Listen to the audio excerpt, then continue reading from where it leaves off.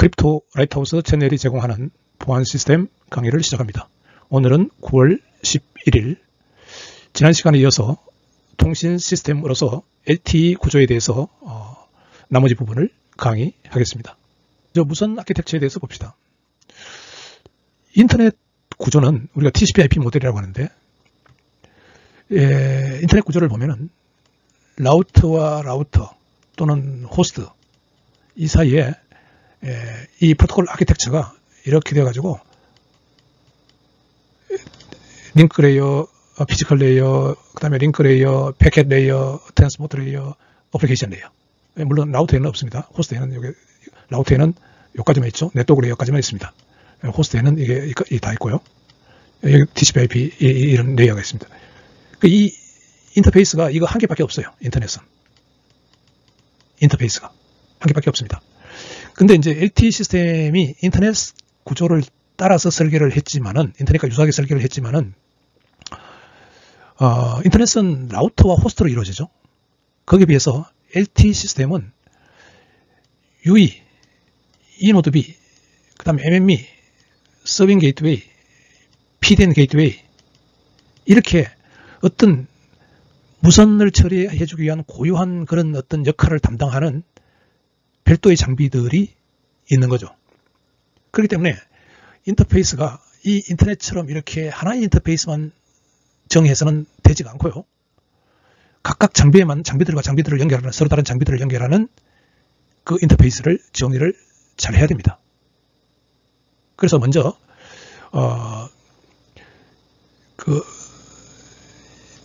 이 무선 쪽을 보면요, LTE 무선 쪽을 보면은 무선 접속망은 진화된 노드 B로만 구성됩니다.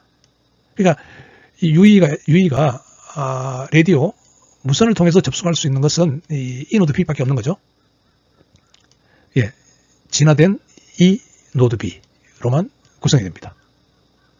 그래서 이 노드 B 기준으로 한번 보면은요, 이 노드 B의 기능은 무선 자원 관리를 해줘야 됩니다. 그러니까 무선 베어러, 음성 같은 걸 실어 나르는 그 베어러, 음성 패킷을 실어 나르는 베어러, 그 베어러를 관리를 해줘야 되고요. 핸드오버. 자, 이쪽 이노드 B에 이 UE가 여기에 붙어 있다가 차량이 이렇게 이동하면서 이쪽 이노드 B로 접속을 해야 되는 경우에 핸드오버가 일어납니다. 그 제어를 해줘야 되고요. 또 모든 형태의 무선 제어, 뭐 파워 컨트롤이라든지 피지컬 레이어에서는 파워 컨트롤, 왜 그러냐니까 여기 이제 UE가 가까우면은, 이노드 B와 UE가 가까우면은 작은 크기의 무선 신호로 통신이 되지만은, 이게 멀리 떨어져 있으면은 신호가 크기가 좀 크게 무선 신호를 전송해 줘야 됩니다. 그런 제어를 하는 형태와 같은 그런 무선 제어, 이게 이제 이노드 B에서 일어납니다. 또 이노드 B에서 사용자 데이터의 패킷 암호화도 여기서 일어나고요. 나중에 보안 쪽에서 얘기를 합니다. 그 다음에 MME를 선택을 해줘야 됩니다. 자기가 이노드 B가 사용할 지시를 받을 MME를 선택을 해야 됩니다. 그 다음에 이 게이트웨이가 이노드 B가 사용할 서빙 게이트웨이, 그쪽으로 사용자 데이터를 라우팅 시켜줘야 됩니다. 그러니까 UE에서 그 사용자 데이터요, 유저 데이터를 이노드 B를 통해서 사용자 데이터는 서빙 게이트웨이 쪽으로 보내줘야 됩니다. 그 다음에 페이징 데이터 전송 및 스케줄링. 이 페이징 데이터 전송은 이노드 B에서 UE에게 자신을 알려줘야 되는 데이터입니다. 나 여기 있다, 중계소 여기 있다, 무선 중계소 여기 있다 라고 알려주는 그런 데이터들을 전송하고, 스케줄링. 스케줄링이라는 것은 이게 이제 그 부요, 우리가 LTE 시스템을 통한 보이스 전송을 부요 LTE라고 부르는데요. 이게 이제 음성이 패킷으로 갈 때는, 음성이 패킷으로 이노드 B를 통해서 갈 때는 그게 이제 이쪽 서빙 게이트웨이로 보내지겠죠. 근데 여기서 처리하는 구간에서 일반 데이터보다 빠르게 처리를 해줘야 됩니다. 왜? 음성은 늦어지면은 이게 음성 통신이 안 되기 때문에 그렇습니다. 그래서 우선순위를 좀 높게 처리를 해주는 그런 역할을 또 이노드 B에서 하게 됩니다. 예. 그래서 우리가 LTE 프로토콜 스택을 볼 때 두 가지로 나눠서 봐야 됩니다. 사용자 데이터를 처리하는 프로토콜 스택과 제어 데이터를 처리하는 컨트롤 스택으로 나눠서 설명해야 됩니다. 그러니까 모든 사용자 데이터는 UE에서 어디로 가느냐 하면 결국은 이 노드 B를 거쳐서 서빙 게이트웨이로 가고요. 컨트롤 데이터는 UE가 이 노드 B를 거쳐서 MME와 통신을 하게 됩니다. 제어 평면요. 이 사용자 평면. 그래서 무선 관련 프로토콜은 무선 관련된 것은 여기서 보면은 RRC 여기 나중에 공부합니다. RLC 이것들은 다 이 노드 B에서 종료가 됩니다. 여기서 무선 이야기는 그 뒤로 가면 무선 이야기는 나오지 않습니다. 여기서 이쪽으로 가면 무선은 이제 싹 빠집니다. NAS 시그널링은 무선 신호가 아닌 MME에서 종료됩니다. NAS는 왜 MME와 통신해야 되기 때문에 UE가 MME와 통신해야 되기 때문에 NAS 프로토콜이 여기서 종료가 됩니다. 그 이 노드 B는 단지 이것을 중재하는 역할만 합니다. 중재하는 역할만 하고요. 그 다음에 여기서 보면은 이거 볼까요? S1AP. 아까 그 제어 평면에서 S1 MME 인터페이스에서 봤을 때 요 MME와 이 노드 B 사이는 요 S1AP 프로토콜을 상단에서 거쳐야 되고요. 그 다음에 바로 안에 SCTP 스트림 형태로 처리를 해줘야 됩니다. 그러기 위해서는 SCTP를 거쳐야 됩니다. 예. 자, LTE 시스템의 그 EPC 코어가요. 당연히 EPC 코어는 LTE 시스템에서 이 노드 B를 거쳐서 MME, 서빙 게이트웨이, PDN 게이트웨이 해서 인터넷으로 연결이 되겠죠. 근데 GSM과 같은 2G 시스템은 어떻게 할 거냐? 그 BTS와 BSC를 그냥 그대로 사용하고 있거든요. 그거는 여기 SCSM만 그냥 그대로 사용합니다. 그러고는 서빙 게이트웨이와 MME를 사용합니다. 지원을 받습니다. 3G도 마찬가지입니다. 3G도 노드 B와 RNC를 그냥 그대로 사용하고 이게 SGSN을 통해서 서빙 게이트웨이를 연결하고 그 다음에 MME를 연결하고 이렇게 해서 이 EPC 코어를 이용하는 거죠. 예, 그렇게 설계되어 있습니다. EPC에서 MME로 들어가 봅시다. MME 이동 관리 장치입니다. 엔티티. 자, LTE 네트워크, 이 모바일이죠. 모바일.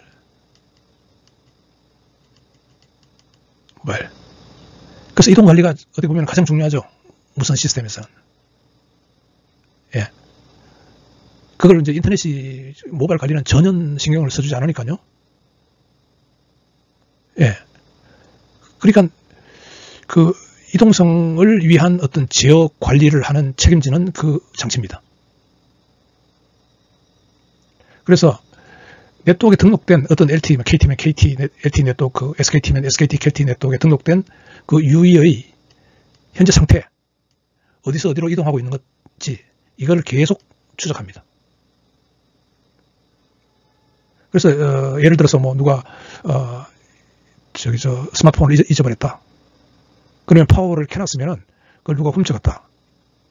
그러면은 뭐 파워만 켜져 있으면은 계속 그 위치가 이동 위치가 잡힙니다. 근데 파워를 꺼버리면은 안 잡히는 거죠. 그 상태 이동을 추적하는 게 MME가 있기 때문에 가능합니다.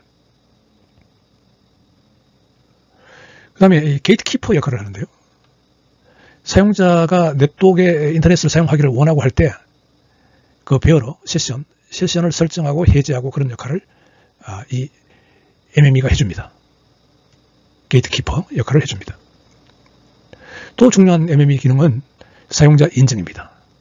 기본 권한입니다. 어떤 사용자가 어떤 일을 할 수 있도록 하느냐, 어떤 서비스를 받을 수 있도록 하느냐 하는 것들을 처리합니다. 그래서 MME는 제어 평면에 있는 홈 서브스크라이버 서버, 홈 가입자 서버와 통신하여 지금 UE가 스마트폰이 만약 KT라면은 KT에 돈을 냈는지, 요금을 내고 있는지, 어떤 요금제를 사용하고 있는 가입자인지 이런 것들을 인정합니다. 또 MME는 세션마다 사용할 그 서빙 게이트웨이와 PDN 게이트웨이를 선택합니다. 예. 예, 그렇게 보면은 MME의 주요 책임은 모빌리티 관리죠. 모빌리티 매니지먼트. 근데 이게 이볼브도 되어 있습니다. EMM. 그 다음에 세션 관리를 하는데 이것도 진화가 되어 있습니다. 이볼브도 되어 있습니다. 그래서 위치 상태를 추적하고요. 그 다음에 실제 데이터 생성을 세션을 생성합니다. 보낼 데이터 어떻게 보내라. 이거를 소프트웨어 서빙 게이트웨이를 통해서 뭐 이렇게 보내라 하는 그런 세션을 생성합니다. 이거 원이 아니고 이게 뭐 잘못됐네요. UE입니다. UE. 예, UE의 위치 및 상태를 추적합니다. 예, 서빙 게이트웨이 봅시다. 서빙 게이트웨이. 서빙 게이트웨이는 LTE 무선 네트워크를 위한 사용자 평면 게이트웨이입니다. 사용자 평면. 왜 그러냐니까 단일 유의는 하나의 유의는 하나의 서빙 게이트웨이에 의해서만 서비스될 수 있습니다. 어디를 가든지요. 중간에 이 서빙 게이트웨이를 바꿀 수가 없습니다. 어느 자리에 내가 뭐 제주도 갔다, 제주도에서 무슨 호텔에 들어가 있다. 그러면은 그 제주 호텔에서 그 LTE 시스템에서 해당되는 서빙 게이트웨이를 하나를 딱 잡았으면은 그 서빙 게이트웨이에 의해서만 서비스될 수 있습니다. 그래서 사용자를 앵커링 한다는 거죠. 앵커링. 앵커 그런 뜻입니다. 앵커. 그 다음에 이 서빙 게이트웨이는 MME로부터 유의의 세션 설정 및 해제에 대한 지시를 받습니다. 명령을 받는 거죠. 그 다음에 결국은 유저 데이터, 사용자 IP 패킷을 이게 P 게이트웨이로 보내주고 E 노드 P에서 P 게이트웨이로 보내주고 P 게이트웨이에서 E 노드 P로 보내주는 역할을 합니다. 그 다음에 P 게이트웨이와 MME 간의 신호 전달을 위한 중개자 역할을 합니다. 서빙 게이트웨이 프로토콜 구조에서 보았지만은 기능적으로 서빙 게이트웨이는 모바일 전용 터널링 프로토콜 GTP를 지원하는 IP 라우터와 같습니다. 네. 그 다음에 패킷 데이터 네트워크 게이트웨이, P 게이트웨이에 대해서 봅시다. 이 P 게이트웨이는 유의의 IP 주소를 할당합니다. 그러니까 그게 이 인터넷이 있으면요. 인터넷이 있으면은 유의들이 이렇게 있으면은 유의들이고, 자 이게 LTE 시스템의 앵커 포인트죠. 앵커 포인트. P 게이트웨이가. 자, 이 앵커 포인트이기 때문에 얘들이 인터넷을 사용하려면 IP 주소가 있어야 되거든요. 기본입니다. 기본. 인터넷을 사용하려면 IP 주소가 있어야 됩니다. 우리가 오픈물이 올라 그러면은 우리 주소가 없으면 오픈물이 못 오듯이 IP 주소가 없으면은 이게 호스트로 작동이 안 됩니다. 자, 이 IP 주소를 이 P 게이트웨이가 할당을 해줍니다. 할당을 해줍니다. IP 주소를 할당을 합니다. 그렇게 하고 인터넷, 가장 중요한 것은 인터넷과 연결시켜줍니다.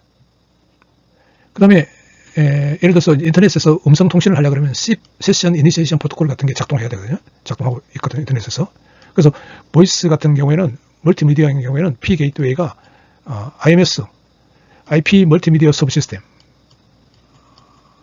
IMS를 통해서 SIP 처리를 해가지고 인터넷과 이렇게 연결됩니다.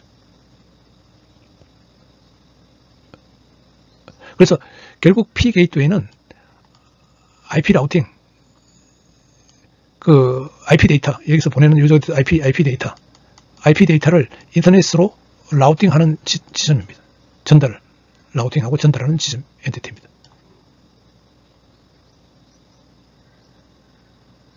그 다음에, P 게이트웨이가, 이제 또 특징은 P 게이트웨이가 이제 여러 개 있을 수가 있거든요. 있는데, 여기서 유의가 세션이 여러 개가 있을 수 있어요. 세션이. 여러 개 있을 텐데, 이 세션은 이 게이트웨이를 이용하고, 이 세션은 이 게이트웨이를 이용할 수 있습니다. 예. 그 다음에, 지어 아키텍처에는, 컨트롤 도메인에는 홈 서브스크라이버 서버가 있습니다. HSS. 이게 중요한데요. MME가 컨트롤을 하는데, 유의가 이제 어떤 서비스를 해달라고 하면은 그 서비스를 받을 자격이 있는지 없는지를 조회를 해봐야 되는데 그 조회를 하는 곳이 HSS입니다. 그래서 가입자 정보 데이터베이스를 여기 HSS가 가지고 있습니다. 또 SIM카드, 모든 종류의 SIM카드에 대한 보안키 정보를 여기에 보관을 합니다. 그래서 지난번에 그 SK텔레콤이 이게 해커에 의해서 털렸다고 하는 것이 이 HSS입니다. 이게 털리면요, 이게 서버고, 물론 MME도 서버죠. MME도 서버입니다. SK텔레콤이 MME도 뚫렸는 것 같아요. 여기 뚫리면은 가입자들의 누가 언제 통화를 했고, 그 이동은 어떻게 했고, 어디 있다가 어디로 갔고 하는 이동 상황, 이 정보가 MME에 기록되어 있기 때문에 이게 다 털리는 거고요. HSS가 털렸다는 것은, 해커에 의해서 털렸다는 것은 SIM카드에 있어서 필요한 그 보안키 정보가 여기 다 HSS 가입자 정보들이 조회를 하면은 이 데이터베이스 역할을 하기 때문에 가입자의 기본 정보와 그 보안에 관련되는 키 정보를 다 HSS가 보관을 하고 있습니다. 가입자들마다요. 그래서 HSS를 털렸으면은 그 가입자 스마트폰요. 그 스마트폰은 새로운 스마트폰으로 복제가 가능한 거죠. 그래서 그거를 쓸 수가 있습니다. 해커가 똑같은 스마트폰을 만들어서 사용할 수가 있어요. 그런데 이제 그 SK텔레콤 같은 경우에는 이거를 이제 나중에 알려줬는데 어떤 기능이 있느냐면은 이 모빌리티 매니지먼트 엔티티 여기에 어떤 가입자가 지금 누가 어디서 전화를 걸었다 하는 그 기록을 여기서 관리를 하거든요. MME에서. 그러니까 만약에 해커가 HSS에서 고객 정보, 보안키나 모든 고객 정보를 훔쳐서 복제폰을 하나 만들었다고 합시다. 복제폰을 만들어서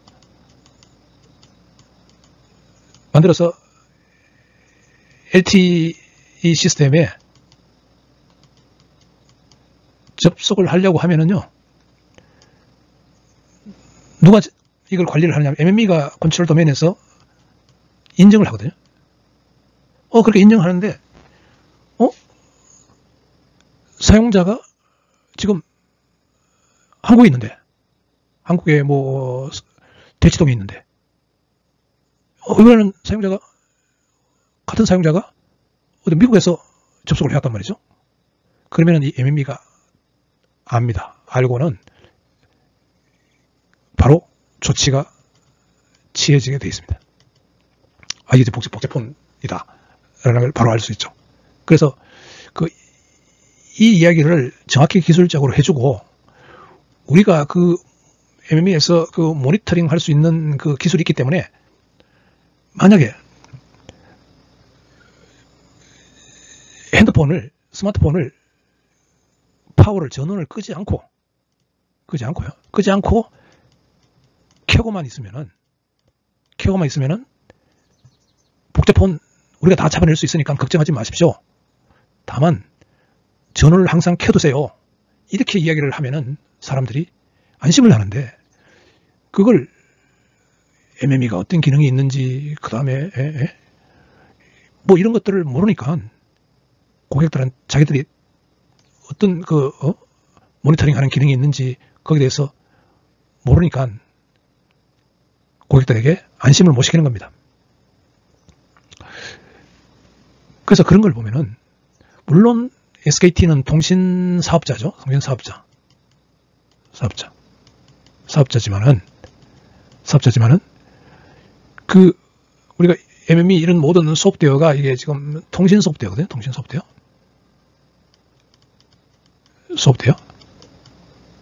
이 통신 소프트웨어가 기술이 가장 발전해 있는 곳이, 여러분들 싫을지 모르지만은 중국의 하웨이입니다.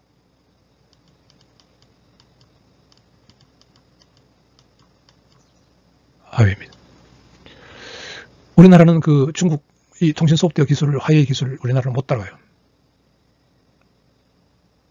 그러니까 물론 망 운영은 사업자가 운영은 잘할 수가 있는데 이런 보안 사고가 터지면은 이 기술이 부족하기 때문에 거기 대처를 또 못하는 겁니다. 보안 사고에 대한 대처를 제대로 할 수가 없게 되는 겁니다. 예, 이것으로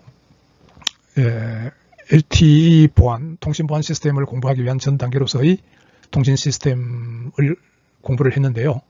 4G, LTE 시스템 위주로 공부를 했습니다. 지난주에 이어서 이번 주로 그 LTE 시스템에 대한 공부를 이것으로 마치겠습니다. 예, 감사합니다.